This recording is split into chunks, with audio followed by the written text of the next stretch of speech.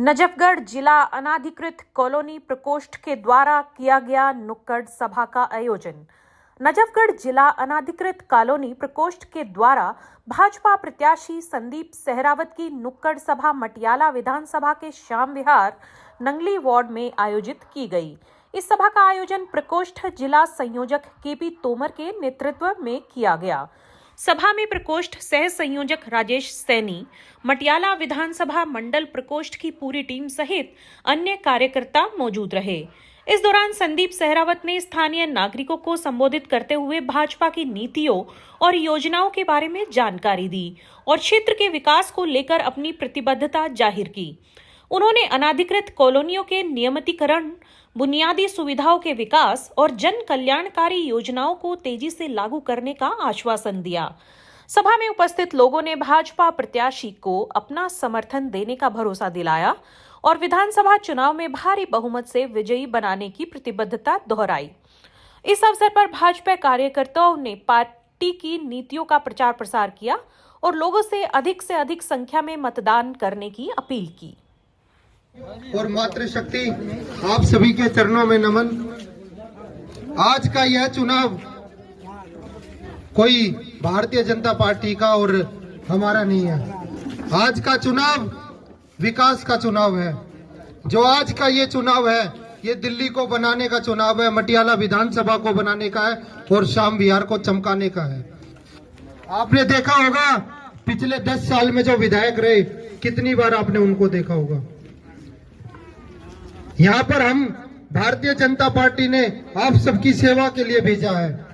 जब उन्होंने बोला कि मुझे 1 लाख युवाओं को मैदान में उतारना है जिनके परिवार से कोई राजनीति में ना हो, मेरे को यहाँ की जो समस्याएं हैं वो बताने की भी आवश्यकता नहीं है। क्यों?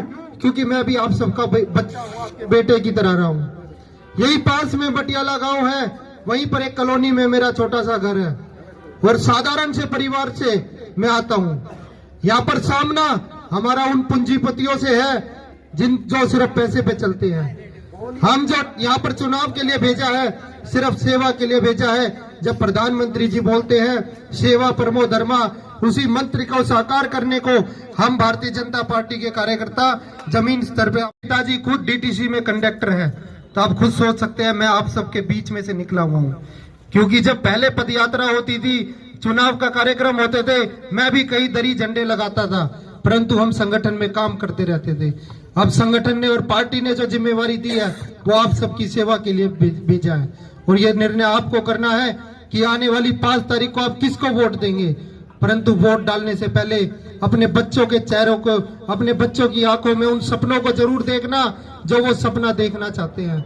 जब प्रधानमंत्री जी ने बोला कि ये आपदा की सरकार है, क्या होती है आपदा? जब पानी से टूटी खोले और उसमें गंदा पानी आए, सूंघे तो उसमें स्मेल आए, तो यही तो आपदा है। कॉलोनियों में जाके देखो, सीवर ओवरफ्लो, यही तो आपदा है। जगह जगह तार, यही तो आपदा है। और जो सबसे बड़ा अधिकार है हमारा खुले में सांस लेने का, और हम सांस भी ना ले पाए, तो ये आपदा ही है।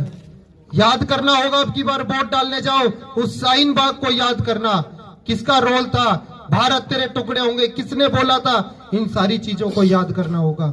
उस अंकित शर्मा को भी याद करना होगा जिनको नाले में डुबो दिया था। ये सारी चीजें याद करनी होगी। क्या कसूर था उनका? सिर्फ देशभक्ति का जुनून था, और वही देशभक्ति का जुनून हमारे जैसे भारतीय जनता पार्टी के कार्यकर्ताओं में है। क्योंकि हम जब प्रधानमंत्री जी बोलते हैं कि देश को परम वैभव पे ले जाना है, तो हमारा भी लक्ष्य एक ही है, दिल्ली को कैसे अच्छा बनाए, मटियाला विधानसभा को कैसे अच्छा बनाए, श्याम विहार को कैसे चमकाए। तो ये सब आपको निर्णय लेने हैं। तो आने वाली 5 तारीख को आप एक बार इस सेवक को मौका दे, एक बार अपने बेटे को भरोसा करें, क्योंकि आप देखेंगे मैं आपके बेटे और आपके भाई, आपके बच्चे जैसा हूँ।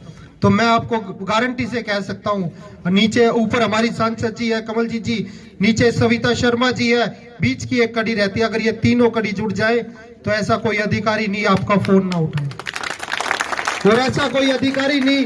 हम भरोसा दिलाते हैं उन अधिकारियों को हम श्याम विहार के चौक पे बिठा देंगे, और जब तक नहीं उठेंगे जब तक यहाँ की समस्याओं का निवारण ना हो। तो मातृशक्ति, मेरा अंतिम में यही निवेदन है कि जितना दम है उतना लगा दो, जितना दम है उतना लगा दो। कुछ को मैं जगाऊंगा, कुछ को आप जगा दो। धन्यवाद। भाई संदीप के